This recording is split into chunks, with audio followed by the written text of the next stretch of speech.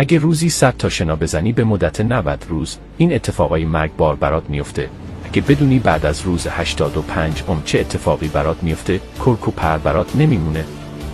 توی 30 روز اول فقط داری بدنتو گرم میکنی، سینه هات، سرشونه هات و پشت بازوت خط میفته و تازه ملت میفهمن داری چی کار میکنی. توی روز 45 قدرت مرکزی بدنت وحشیانه قوی میشه، چون هر حرکت شنا در واقع داره مخفیانه 200 تا عضله رو همزمان درگیر میکنه. بعد از روز 65 یه اتفاق خارق‌العاده میفته، سطح تستوسترونت به سقف میرسه و بدن تبدیل به یه ماشین چربی‌سوزی 24 ساعته میشه.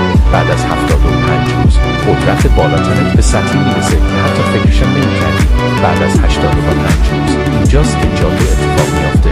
بدنت به چیزی میرسه که دانشمندان اونها آستانه قدرت مینامند، جایی که ناگهان میتونی 100 حرکت شنا رو بدون توقف انجام بدی. الیاف عضلانیت فوق‌العاده متراکم میشه و متابولیسم بدنت برای 24 ساعت متوالی بالا میمونه. فرم ایستادن عالی میشه، درد شانه‌هایت از بین میره و حتی تراکم استخوان‌هات مثل بتون میشه. بعد از روز 90 تو فقط قوی‌تر نشدی، تو کامل ساختار بدن خودت رو دوباره مسلح کردی.